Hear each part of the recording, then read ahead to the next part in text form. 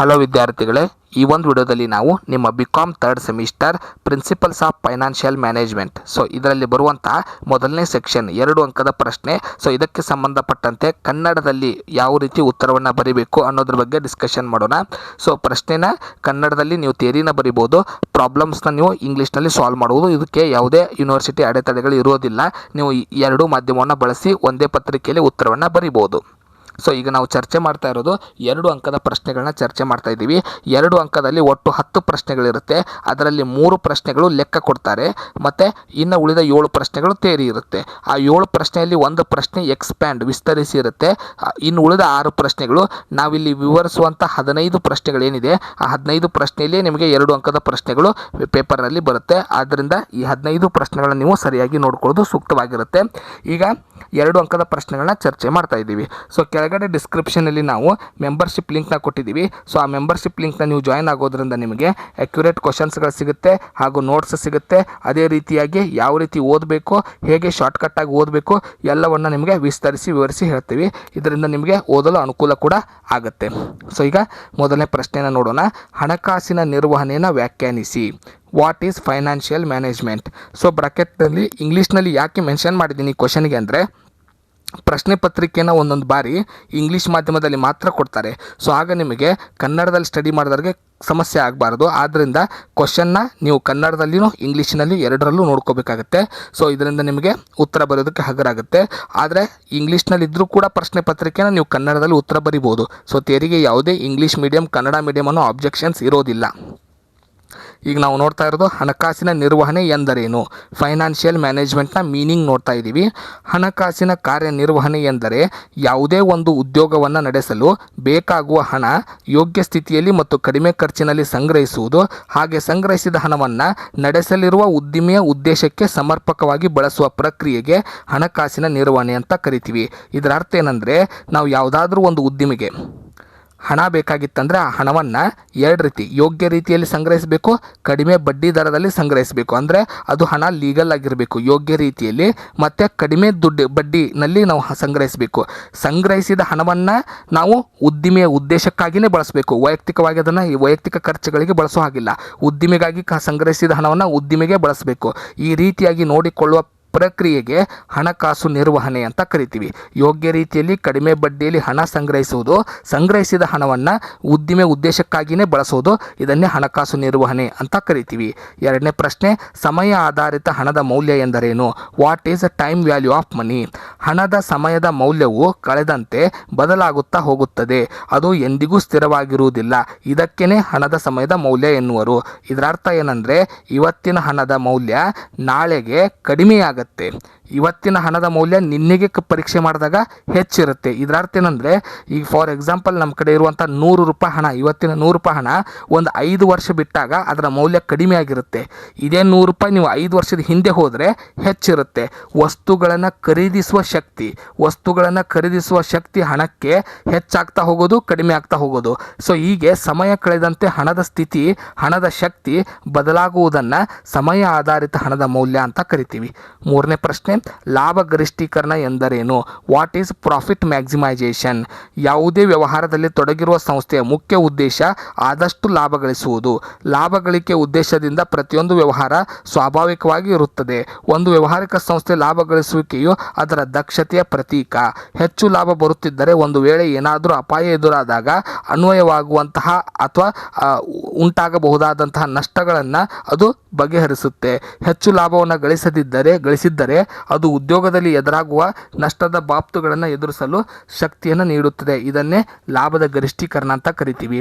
ಪ್ರತಿಯೊಂದು ಉದ್ಯಮ ಸಂಸ್ಥೆ ಹೆಚ್ಚು ಲಾಭ ಗಳಿಸುವಂಥ ಉದ್ದೇಶವನ್ನು ಹೊಂದಿರುತ್ತೆ, ಅದು ಸ್ವಾಭಾವಿಕವಾಗಿ.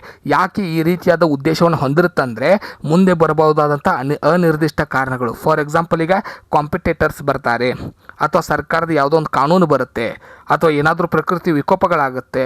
ಇಂತಹ ಸಂದರ್ಭದಲ್ಲಿ ಅವಾಗ ನಮಗೆ ನಷ್ಟವಾದರೂ ಕೂಡ ಈಗ ಗಳಿಸಿರುವಂಥ ಲಾಭ ಅವಾಗಿನ ನಷ್ಟವನ್ನು ಅದು ಕವರ್ ಮಾಡುತ್ತೆ. ಸಂಸ್ಥೆಯನ್ನು ಮುಚ್ಚುವಂಥ ಪರಿಸ್ಥಿತಿ ಬರೋದಿಲ್ಲ, ಬದಲಾಗಿ ಹಳೆಯ ಲಾಭದಿಂದಲೇ ನಾವು ನಷ್ಟವನ್ನು ಎದುರಿಸಬಹುದಾಗಿರುತ್ತೆ. ಆದ್ದರಿಂದ ಪ್ರತಿಯೊಂದು ಕಂಪನಿಯು ಹೆಚ್ಚು ಲಾಭ ಗಳಿಸುವಂಥ ಒಂದು ಯೋಜನೆಗಳನ್ನ ರೂಪಿಸ್ಕೊಳ್ತವೆ. ಆ ಯೋಜನೆಗಳನ್ನು ನಾವು ಲಾಭದ ಗರಿಷ್ಠೀಕರಣ ಅಂತ ಕರಿತೀವಿ, ಪ್ರಾಫಿಟ್ ಮ್ಯಾಕ್ಸಿಮೈಸೇಷನ್ ಅಂತ ಕರಿತೀವಿ. 4ನೇ ಪ್ರಶ್ನೆ, ಆದರ್ಶ ಬಂಡವಾಳ ರಚನೆಯನ್ನು ವ್ಯಾಖ್ಯಾನಿಸಿ. What is optimum capital structure? ಬಂಡವಾಳೀಕರಣದಲ್ಲಿ ಸಾಮಾನ್ಯ ಷೇರುಗಳು, ಪ್ರಾಶಸ್ತ್ಯದ ಷೇರುಗಳು, ಸಾಲಪತ್ರಗಳು, ಕಾಯ್ದಿಟ್ಟ ನಿಧಿಗಳ ಅನುಪಾತವೇ ಬಂಡವಾಳ ರಚನೆಯಾಗಿದೆ. ಸೊ ಒಂದು ಬಂಡವಾಳ ರಚಿಸುವುದಂದ್ರೆ ಏನು? 4 ಮೂಲಗಳಿಂದ ಹಣ ಬರುತ್ತೆ. Equity share, preference share, debenture, retained earnings. So ಈ 4 ಕಡೆಯಿಂದ ಬರುವಂಥ ಹಣ ಅಂದರೆ ಸಾಮಾನ್ಯ ಷೇರುದಾರರಿಂದ ಇಕ್ವಿಟಿ ಶೇರ್ನ ಖರೀದಿ ಮಾಡ್ತೀವಿ, ಪ್ರಾಶಸ್ತ್ಯದ ಷೇರುದಾರರಿಂದ ಪ್ರಾಶಸ್ತ್ಯದ ಷೇರುಗಳನ್ನ ಖರೀದಿ ಮಾಡ್ತೀವಿ, ಸಾಲಪತ್ರಗಳನ್ನ ಡಿಬೆಂಚರ್ ಹೋಲ್ಡರ್ಸ್ ಕಡೆಯಿಂದ ಡಿಬೆಂಚರ್ನ ಖರೀದಿ ಮಾಡ್ತೀವಿ, ಹಾಗೆ ನಾವು ಹಳೆಯ ಲಾಭ ಮಾಡಿಟ್ಟಿದ್ದನ್ನು ಬಳಸ್ಕೋತೀವಿ, ರಿಟೇನ್ಡ್ ಅರ್ನಿಂಗ್ಸ್, ಅದನ್ನೇ ನಾವು ಕಾಯ್ದಿಟ್ಟ ನಿಧಿ ಅಂತ ಕರಿತೀವಿ. ಈ 4 ಹಣಗಳ ಅನುಪಾತವನ್ನು ಬಂಡವಾಳ ರಚನೆ ಅಂತ ಕರಿತೀವಿ. ಬಂಡವಾಳ ಸರಾಸರಿ ತೂಕದ ವೆಚ್ಚ ಎಂದರೇನು? Weighted average cost of capital. Company ತನ್ನ ಬಂಡವಾಳದಲ್ಲಿ ವಿವಿಧ ಮೂಲಗಳಿಂದ ಸಂಗ್ರಹಿಸಿದ ಬಂಡವಾಳಗಳಿಗೆ ವೆಚ್ಚಗಳಿಗೆ ಅವುಗಳ ಪ್ರಮಾಣದ ಅನುಗುಣವಾಗಿ ತೂಕವನ್ನು ನೀಡಿ ಎಲ್ಲ ವೆಚ್ಚಗಳ ಸರಾಸರಿ ವೆಚ್ಚವನ್ನು ಕಂಡುಹಿಡಿಯಬೇಕು. ಈ ಸರಾಸರಿ ವೆಚ್ಚವೇ ಬಂಡವಾಳ ತೂಕದ ಸರಾಸರಿ ವೆಚ್ಚ. ಸೊ ಅಂದರೆ ಏನಂದರೆ ಈಗೇನು ಹೇಳಿದೆ, ನಾನು 4 ಮೂಲಗಳಿಂದ ಹಣವನ್ನು ಸಂಗ್ರಹಿಸ್ತೀವಿ. Equity share, preference share, debenture ಮತ್ತು ರಿಟೇನ್ಡ್ ಅರ್ನಿಂಗ್ಸ್. 4 ಮೂಲಗಳಿಂದ ಹಣ ಸಂಗ್ರಹಿಸುವಾಗ ಅದಕ್ಕಾಗಿಯೇ ದುಡ್ಡು ಖರ್ಚಾಗುತ್ತೆ. ಅಂದರೆ ಬಡ್ಡಿ ಕೊಡಬೇಕು, ಆ ಹಣಗಳಿಗೆ ಲಾಭವನ್ನು ಕೊಡಬೇಕು ಆ ಇನ್ವೆಸ್ಟರ್ಸ್ಗೆ. ಸೊ ಎಷ್ಟೆಷ್ಟು ಪ್ರಮಾಣದಲ್ಲಿ ಹಣ ಸಂಗ್ರಹಿಸಿದ್ದೀವಿ, ಎಷ್ಟೆಷ್ಟು ಪ್ರಮಾಣದಲ್ಲಿ ಲಾಭ ಕೊಡ್ತಾ ಇದ್ದೇವೆ, ಎಷ್ಟು ಪ್ರತಿಶತ ಲಾಭ ಕೊಡ್ತಾ ಇದ್ದೇವೆ, ಅವುಗಳ ಸರಾಸರಿಯನ್ನು ತೆಗೆದು ಒಟ್ಟುಗೂಡಿಸಿದಾಗ ಏನು ಬರುತ್ತೆ ಅದನ್ನು ಸರಾಸರಿ ತೂಕದ ವೆಚ್ಚ ಅಂತ ಕರಿತೀವಿ. ಬಂಡವಾಳ ವೆಚ್ಚ ಎಂದರೇನು? ತನ್ನ ಷೇರುಗಳ ಮಾರುಕಟ್ಟೆ ಮೌಲ್ಯವು ಇಳಿಯದಂತೆ ತಡೆಯಲು ಹಾಗೂ ಅದು ಇನ್ನೂ ಹೆಚ್ಚಾಗುವಂತೆ ಮಾಡಲು ಸಂಸ್ಥೆಯು ತಾನು ವಿನಿಯೋಗಿಸಿದ ಬಂಡವಾಳದ ಮೇಲೆ ಗಳಿಸಬೇಕಾದ ಪ್ರತಿಫಲದ ಕನಿಷ್ಠ ದರವೇ ಬಂಡವಾಳ ವೆಚ್ಚವಾಗಿದೆ. ಸೊ ಇದರ ಅರ್ಥ ಏನಂದರೆ, ನಾವೀಗ ನಮ್ಮ ಸಂಸ್ಥೆ ಇಳಿಬಾರ್ದು, ಕಡಿಮೆ ಆಗಬಾರ್ದು, ನಷ್ಟ ಆಗಬಾರ್ದು ಅನ್ನೋ ಉದ್ದೇಶದಿಂದ ನಾವೇನು ಮಾಡ್ತೀವಿ, ಒಂದು 10 ಲಕ್ಷ ರೂಪಾಯಿ ಅಮೌಂಟನ್ನು ನಾವು ಬೇರೆ ಕಡೆಯಿಂದ ಹಣ ತಂದಿರ್ತೀವಿ. 10 ಲಕ್ಷ ರೂಪಾಯಿ ನಾವು ಬೇರೆ ಕಡೆಯಿಂದ ಹಣ ತಂದಾಗ ಅದಕ್ಕೆ ಬಡ್ಡಿಯನ್ನು ಪಾವತಿ ಮಾಡ್ತಾ ಇರ್ತೀವಿ. ಫಾರ್ ಎಕ್ಸಾಂಪಲ್, ಈಗ ವರ್ಷಕ್ಕೆ 10% ಬಡ್ಡಿ ಅಂತ ತಿಳ್ಕೊಳ್ಳಿ. 10 ಲಕ್ಷಕ್ಕೆ 10% ಅಂದರೆ ಎಷ್ಟಾಯಿತು? 1 ಲಕ್ಷ ರೂಪಾಯಿ ಆಯಿತು. ಸೊ 1 ಲಕ್ಷ ರೂಪಾಯಿ ನಾವು ಬಿಸ್ನೆಸ್ಸಿಂದ ಗಳಿಸಬೇಕು. ಯಾಕಂದರೆ ಅದು ನಾವು ಪಾವತಿ ಮಾಡಬೇಕಾಗಿರೋ ಬಡ್ಡಿ. ಸೊ ನಾವು ಲಾಭ ಗಳಿಸಿದ್ರು ನಷ್ಟ ಗಳಿಸಿದ್ರು ಈ ಹಣವನ್ನು ಕೊಡಲೇಬೇಕು. ಆದ್ದರಿಂದ ನಾವು ಎಷ್ಟು ಬಡ್ಡಿ ಪಾವತಿ ಮಾಡ್ತಾ ಇದ್ದೀವಿ ಅದನ್ನೇ ನಾವು ಬಂಡವಾಳ ವೆಚ್ಚ ಅಂತ ಕರಿತೀವಿ. ನಾವು ನಮ್ಮ ಸಂಸ್ಥೆಗೆ ತೊಡಗಿಸಲು ಹಣವನ್ನು ಬಡ್ಡಿ ರೂಪದಲ್ಲಿ ತಂದಿರ್ತೇವೆ, ಸಾಲದ ರೂಪದಲ್ಲಿ ತಂದಿರ್ತೇವೆ. ಸೊ ನಾವು ತಂದಿರುವಂಥ ಸಾಲ ಎಷ್ಟಿದೆ ಅದನ್ನೇ, ಅದಕ್ಕೆ ವಿಧಿಸುವಂಥ ಬಡ್ಡಿ ಎಷ್ಟಿದೆ ಅದನ್ನೇ ಬಂಡವಾಳ ವೆಚ್ಚ ಅಂತ ಕರಿತೀವಿ. ದುಡಿಯುವ ಬಂಡವಾಳ ಎಂದರೇನು? ನಗದು ಹಣ, ಅಲ್ಪಾವಧಿ ಬಂಡವಾಳ ಪತ್ರ, ಬರತಕ್ಕ ಬಾಕಿಗಳು, ದಾಸ್ತಾನಿನಲ್ಲಿರುವ ಸರಕುಗಳು, ಈ ಮುಂತಾದ ಆಸ್ತಿಗಳಲ್ಲಿ ಬರುವ ಬಂಡವಾಳವೇ ದುಡಿಯುವ ಬಂಡವಾಳವಾಗಿದೆ. ಸೊ ವರ್ಕಿಂಗ್ ಕ್ಯಾಪಿಟಲ್ ಅಂದರೆ 4 ಆಸ್ತಿಗಳನ್ನ ನೆನ್ಪಿಟ್ಟುಕೊಳ್ಳಿ. 1 ನಗದು ಹಣ, ಕ್ಯಾಶ್ ಇನ್ ಹ್ಯಾಂಡ್. 2ನೇದ್ದು ಅಲ್ಪಾವಧಿ ಬಂಡವಾಳ ಪತ್ರಗಳು, ಬಾಂಡ್ಸ್. ಬರತಕ್ಕ ಬಾಕಿಗಳು, ಬಿಲ್ಸ್ ರಿಸೀವೇಬಲ್. ದಾಸ್ತಾನಿನಲ್ಲಿರುವ ಸರಕುಗಳು, stock. So stock, cash, bills receivable ಮತ್ತು ಏನು ಡೆಟಾರ್ಸ್ ಅಂತ ಕರಿತೀವಿ ಅದು ಕೂಡ ಹೌದು. ಡೆಟಾರ್ಸ್, ಬಿಲ್ಸ್ ರಿಸೀವೇಬಲ್ ಅಂದರೆ ಬರತಕ್ಕ ಬಾಕಿಗಳು. ಅಲ್ಪಾವಧಿ ಬಂಡವಾಳ ಪತ್ರಗಳು ಅಂದರೆ ಬಾಂಡ್ಸ್. ಸೊ ಇವುಗಳನ್ನು ಒಟ್ಟಾರೆಯಾಗಿ ದುಡಿಯುವ ಬಂಡವಾಳ ಅಂತ ಕರಿತೀವಿ. ಬಂಡವಾಳ ಮುಂಗಡ ಪತ್ರ ಎಂದರೇನು? ಕ್ಯಾಪಿಟಲ್ ಬಜೆಟಿಂಗ್ ಅಂದರೆ ಏನು? ಬಂಡವಾಳ ಮುಂಗಡ ಪತ್ರ ಯೋಜನೆ ಎಂದರೆ ಮುಂದೆ ಲಾಭ ಬರುವಂತಹ ದೃಷ್ಟಿಯನ್ನಿಟ್ಟುಕೊಂಡು ಈಗ ಯೋಗ್ಯ ರೀತಿಯಲ್ಲಿ ಹಣವನ್ನು ತೊಡಗಿಸುವುದು ಮತ್ತು ಸರಿಯಾದ ರೀತಿಯಲ್ಲಿ ಯೋಜಿಸುವಿಕೆ ಮತ್ತು ಉಸ್ತುವಾರಿಯನ್ನು ನೋಡಿಕೊಳ್ಳುವುದು. ಸೊ ಮುಂದೆ ಲಾಭ ಬರುತ್ತೆ ಅನ್ನೋ ಉದ್ದೇಶದಿಂದ ಸಂಸ್ಥೆಯಲ್ಲಿ ಬೇರೆ ಬೇರೆ ಮೂಲಗಳಿಂದ ಹಣ ಸಂಗ್ರಹಿಸುವುದು, ಬಂಡವಾಳವನ್ನು ಸಂಗ್ರಹಿಸುವುದು, ಸಂಗ್ರಹಿಸಿದ ಹಣವನ್ನು ಸರಿಯಾಗಿ ನೋಡಿಕೊಳ್ಳೋದು, ಸರಿಯಾಗಿ ಅದನ್ನು ಉದ್ದಿಮೆ ಉದ್ದೇಶಕ್ಕಾಗಿಯೇ ಬಳಸೋದು. ಇದನ್ನು ನಾವು ಬಂಡವಾಳ ಮುಂಗಡ ಪತ್ರ ಅಂತ ಕರಿತೀವಿ. ಸನ್ನೆ ಎಂದರೇನು? ಲಿವರೇಜ್ ಎಂದರೇನು? ಸ್ವತ್ತುಗಳ ಒಟ್ಟು ಮೊತ್ತವು ಒಟ್ಟು ಮಾರಾಟದ ಮೌಲ್ಯಕ್ಕೆ ಮತ್ತು ಒಟ್ಟು ಸ್ವತ್ತುಗಳ ಮೊತ್ತಕ್ಕೆ ಇರುವ ಪ್ರಮಾಣವೇ ಸ್ವತ್ತುಗಳ ಒಟ್ಟು ಮೌಲ್ಯವಾಗಿದೆ. ಇದನ್ನು ಸನ್ನೆ ಕ್ರಿಯೆ ಅಂತ ಕರಿತೀವಿ. ಅಂದರೆ ಪ್ರತಿಯೊಂದು ಸಂಸ್ಥೆ ತನ್ನದೇ ಆದ ಆಸ್ತಿಗಳನ್ನು ಹೊಂದಿರುತ್ತೆ. ಸೊ ಆಸ್ತಿಗಳನ್ನು ಎಷ್ಟು ಹೊಂದಿದೆ, ಆಸ್ತಿಗಳ ಈಗಿನ ಪ್ರಸ್ತುತ ಮಾರುಕಟ್ಟೆ ಮಾರಾಟದ ಮೌಲ್ಯ ಎಷ್ಟು, ಇವುಗಳ ನಡುವೆ ಇರುವ ವ್ಯತ್ಯಾಸವನ್ನು ಸನ್ನೆ ಅಂತ ಕರಿತೀವಿ. ಫ್ಯಾಕ್ಟರಿಂಗ್ ಎಂದರೇನು? ವ್ಯವಹಾರ ಸಂಸ್ಥೆ ತನ್ನ ಬರತಕ್ಕ ಖಾತೆಗಳನ್ನು ಅಂದರೆ ಪುಸ್ತಕದ ಸಾಲಗಳನ್ನು ಅಥವಾ ತನಗೆ ಬರಬೇಕಾದ ವ್ಯಾಪಾರಿ ಸಾಲಗಳನ್ನು ಮಾರಾಟ ಮಾಡಿ ಇಲ್ಲವೇ ಅಡಮಾನಗಳಿಗೆ ಅಡವಿಟ್ಟು ಹಣ ಪಡೆಯುವುದಕ್ಕೆ ಫ್ಯಾಕ್ಟರಿಂಗ್ ಎಂದು ಕರೆಯುತ್ತಾರೆ. ಫ್ಯಾಕ್ಟರಿಂಗ್ ಕಾರ್ಯ ನಿರ್ವಹಿಸುವ ಹಣಕಾಸಿನ ಸಂಸ್ಥೆಗೆ ಫ್ಯಾಕ್ಟರ್ ಎಂದು ಕರೆಯುತ್ತಾರೆ.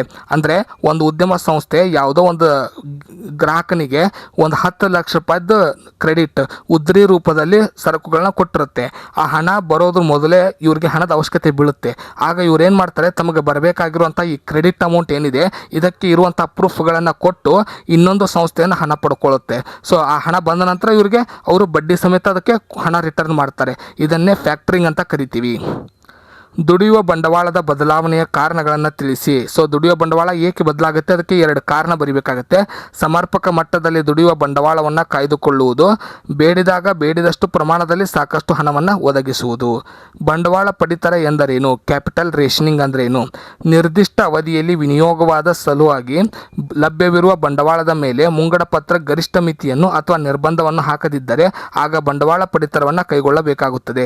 ಸಾಮಾನ್ಯವಾಗಿ ಎಲ್ಲ ಬಂಡವಾಳದ ವಿನಿಯೋಗಗಳಿಗಾಗಿ ಆಂತರಿಕವಾಗಿ ಹಣಕಾಸನ್ನು ಒದಗಿಸುವ ಸಂಸ್ಥೆಗಳಲ್ಲಿ ಇಂಥ ನಿರ್ಬಂಧನೆಗಳು ಕಂಡುಬರುತ್ತದೆ. ಎಷ್ಟೇ ಲಾಭದಾಯಕವಾಗಿದ್ದರೂ ಸಂಸ್ಥೆಗಳು ಎಲ್ಲ ಯೋಜನೆಗಳಿಗೂ ಹಣಕಾಸನ್ನು ಒದಗಿಸಲು ಸಂಸ್ಥೆಗೆ ಸಾಧ್ಯವಾಗುವುದಿಲ್ಲ.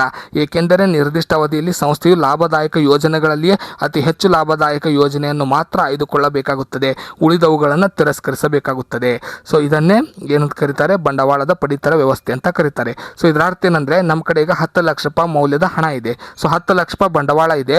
ಆದರೆ 10 ಲಕ್ಷ ರೂಪಾಯಿನ ನಾವು ಯಾವುದರಲ್ಲಿ ತೊಡಗಿಸಬೇಕು ಅನ್ನೋದು ಡಿಸ್ಕಷನ್ ಮಾಡಿ ಅದನ್ನು ಕ್ಯಾಲ್ಕುಲೇಷನ್ ಮಾಡ್ತಾರೆ. ಎಷ್ಟು ಹಣ ನಾವು ತೊಡಗಿಸಿದರೆ ಎಷ್ಟು ಯಾವುದರಿಂದ ನಮಗೆ ರಿಟರ್ನ್ ಬರುತ್ತೆ, ಸೊ ಯಾವುದರಿಂದ ಹೈಯೆಸ್ಟ್ ರಿಟರ್ನ್ ಮತ್ತು ಜಲ್ದಿ ಬರುತ್ತೆ ಪೇ ಬ್ಯಾಕ್ ಪೀರಿಯಡ್. ಸೊ ಯಾವುದರಿಂದ ಹಣ ವೇಗವಾಗಿ ಬರುತ್ತೆ, ಯಾವುದರಿಂದ ಹಣ ಹೆಚ್ಚು ಬರುತ್ತೆ, ಆ ಯೋಜನೆಯಲ್ಲಿನೇ ಹಣವನ್ನು ತೊಡಗಿಸ್ತಾರೆ. ಸೊ ಈ ರೀತಿಯಾದ ಆಯ್ಕೆ ಮಾಡುವ ವಿಧಾನವನ್ನು ಬಂಡವಾಳ ಪಡಿತರ ಅಂತ ಕರೀತಾರೆ. ಮರುಪಾವತಿ ಅವಧಿ ಎಂದರೇನು? ಮರುಪಾವತಿ ಅವಧಿ ಎಂದರೆ ಯಾವುದೇ ಒಂದು ಯೋಜನೆಯ ನಿರ್ದಿಷ್ಟ ಸಮಯದಲ್ಲಿ ಹೆಚ್ಚು ಗಳಿಕೆ ತಂದುಕೊಟ್ಟರೆ ಆಗ ಅಂತಹ 2-3 ಯೋಜನೆಗಳಿದ್ದರೆ ಅದರ ಹೆಚ್ಚು ಗಳಿಕೆ ಮರುಪಾವತಿ ಅವಧಿ ಹೆಚ್ಚು ಇರುತ್ತದೆಯೋ ಅದಕ್ಕೆ ಆರಿಸಿಕೊಳ್ಳುತ್ತಾನೆ. ಸೊ ಹಾಕಿದಂಥ ಹಣ ಯಾವಾಗ ವಾಪಸ್ ನಮಗೆ ಬರುತ್ತೆ, ಸೊ ಆ ಪೀರಿಯಡನ್ನು ನಾವು ಪೇ ಬ್ಯಾಕ್ ಪೀರಿಯಡ್, ಮರುಪಾವತಿ ಅವಧಿ ಅಂತ ಕರಿತೀವಿ. ಯಾವಾಗಲೂ ಸಂಸ್ಥೆಗಳು ಹಾಕುವ ಹಣ ವೇಗವಾಗಿ ಜಲ್ದಿ ಯಾವುದರಲ್ಲಿ ಬರುತ್ತೋ ಆ ಯೋಜನೆಗೆ ಹೆಚ್ಚು ಹಣವನ್ನು ತೊಡಗಿಸುತ್ತೆ. ಆ್ಯನ್ಯುಟಿ ಡ್ಯೂ ಎಂದರೇನು ಅಂದರೆ ಕೊಡಬೇಕಾದ ವರ್ಷಾಸನ ಎಂದರೇನು? ನಿಗದಿತ ಕಾಲಕ್ಕೆ ನಿರ್ದಿಷ್ಟ ಅವಧಿಯವರೆಗೆ ಸಮಾನ ಮೊತ್ತಗಳ ಸರಣಿ ಪಾವತೀಕರಣವೇ ವರ್ಷಾಸನವಾಗಿರುತ್ತದೆ. ಉದಾಹರಣೆಗೆ ಪ್ರತಿ ವರ್ಷದ ಕೊನೆಯಲ್ಲಿ 500ರಂತೆ 3 ವರ್ಷಗಳವರೆಗೆ ಪಾವತಿ ಮಾಡುವ ಮೊತ್ತಕ್ಕೆ 3 ವರ್ಷದ ವರ್ಷಾಸನ ಅಂತ ಕರಿತೀವಿ. ಅಂದರೆ ಇನ್ವೆಸ್ಟ್ಮೆಂಟ್ನಲ್ಲಿ ಸೊ ಹಾಕಿದಂಥ ದುಡ್ಡು ರಿಟರ್ನ್ ಬರುತ್ತಲ್ಲ, ಆ ರಿಟರ್ನ್ಗೆ ನಾವು ಇನ್ಸ್ಟಾಲ್ಮೆಂಟ್ಸ್ ಅಂತ ಕರಿತೀವಿ. ಸೊ ಇನ್ಸ್ಟಾಲ್ಮೆಂಟ್ನೇ ನಾವು ಆ್ಯನ್ಯುಟಿ ಡ್ಯೂ ಅಂತ ಕರಿತೀವಿ. ಹಾಕಿದಂಥ ಯೋಜನೆಯಿಂದ ಬರಬೇಕಾದ ಕಂತಿನ ಮೊತ್ತವನ್ನು ನಾವು ಆ್ಯನ್ಯುಟಿ ಡ್ಯೂ ಅಂತ ಕರಿತೀವಿ. ಶೂನ್ಯ ಬಡ್ಡಿಯ ಸಾಲಪತ್ರ ಎಂದರೇನು? ಶೂನ್ಯ ಕೂಪನ್ ಬಾಂಡು ಹೊಸ ಪ್ರಕಾರದ ಸಾಲಪತ್ರ ಆಗಿದ್ದು ಅದರ ಮೇಲೆ ಕಂಪನಿಯ ಬಡ್ಡಿಯನ್ನು ಕೊಡುವುದಿಲ್ಲ. ಇಂಥ ಬಾಂಡ್ಗಳನ್ನು ಅದು ಹೆಚ್ಚಿನ ಸೋಡಿಗೆ ನೀಡುತ್ತದೆ. ಇಂತಹ ಬಾಂಡ್ ಧಾರಕರಿಗೆ ಈ ಸೋಡಿಯ ಬಡ್ಡಿಯ ರೂಪದಲ್ಲಿ ಸಿಕ್ಕಂತಾಗುತ್ತದೆ. ನೀಡಿಕೆಯ ಮೌಲ್ಯ ಮತ್ತು ಮರುಪಾವತಿ ಮೊತ್ತಗಳ ನಡುವಿನ ವ್ಯತ್ಯಾಸವು ಕಂಪನಿಗೆ ಸೋಡಿಯಾದರೆ ಅದು ಬಾಂಡ್ದಾರರಿಗೆ ಬಡ್ಡಿಯಾಗಿರುತ್ತದೆ.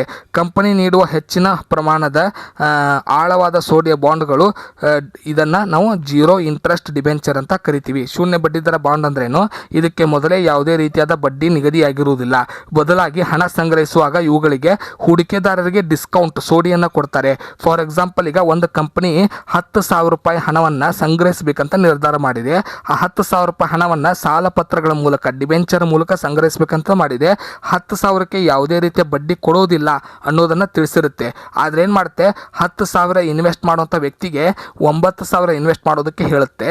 ಸೊ ಈ 9,000 ಯಾಕಂದರೆ ಆ 1,000 ರೂಪಾಯಿ ಡಿಸ್ಕೌಂಟ್ ಬಿಟ್ಟಿರುತ್ತೆ. ಸೊ ಆ ವ್ಯಕ್ತಿ ಪಾವತಿ ಮಾಡೋದು ಕಂಪ್ನಿಗೆ 9,000 ಮಾತ್ರ. ಅವಧಿ ಮುಗಿದಾಗ ಆ ವ್ಯಕ್ತಿಗೆ ವಾಪಸ್ ಸಿಗೋದು 10,000. ಇವುಗಳ ನಡುವಿನ ವ್ಯತ್ಯಾಸ ಏನಿದೆ, ಈ ಸೋಡಿ ಏನಿದೆ, ಇದೇ ಅವರಿಗೆ ಸಿಗುವಂಥ ಬಡ್ಡಿ ಪ್ರತಿಫಲ. ಸಾಲ ಬಂಡವಾಳ ವೆಚ್ಚ ಎಂದರೇನು? ಸಾಲ ಬಂಡವಾಳ ವೆಚ್ಚ ಎಂದರೆ ಸಾಲ ತೆಗೆದುಕೊಂಡಿದ್ದಕ್ಕೆ ಕೊಡುವ ಬಡ್ಡಿ. ಒಟ್ಟು ಬಂಡವಾಳದ ವೆಚ್ಚವನ್ನು ಲೆಕ್ಕ ಹಾಕುವಾಗ ಈ ಸಾಲದ ವೆಚ್ಚ ಬಹಳ ಮುಖ್ಯವಾಗಿದ್ದು, ನಿಜವಾಗಿ ಸಾಲದ ವೆಚ್ಚವನ್ನು ಲೆಕ್ಕ ಹಾಕುವಾಗ ಮಾಡಿದ ವೆಚ್ಚವನ್ನು ಸಾಲ ಬಂಡವಾಳ ವೆಚ್ಚ ಅಂತ ಕರಿತೀವಿ. ಅಂದರೆ ನಾವು ಹಣ ಸಂಗ್ರಹಿಸಬೇಕಲ್ಲ ಸಂಸ್ಥೆ ನಡೆಸೋದಕ್ಕೋಸ್ಕರ, ಅದಕ್ಕಾಗಿ ಬಡ್ಡಿಯನ್ನು ಪಾವತಿ ಮಾಡ್ತೇವೆ. ಆ ಬಡ್ಡಿಯನ್ನೇ ನಾವು ವೆಚ್ಚ ಅಂತ ಕರಿತೀವಿ. ಇದನ್ನೇ ನಾವು ಸಾಲದ ಬಂಡವಾಳದ ಬಡ್ಡಿ ಅಥವಾ ಸಾಲ ಬಂಡವಾಳದ ವೆಚ್ಚ ಎರಡೂ ಕೂಡ ಕರಿತೀವಿ. ಕಾಸ್ಟ್ ಆಫ್ ಡೆಪ್ಟ್ ಕ್ಯಾಪಿಟಲ್. ಸೊ ಇವು 15 ಪ್ರಶ್ನೆಗಳು 2 ಮಾರ್ಕ್ಸ್ಗೆ ಥಿಯರಿ ಓದಬೇಕು. ಒಂದು ಎಕ್ಸ್ಪ್ಯಾಂಡ್ ಕ್ವಶನ್ ಇರುತ್ತೆ.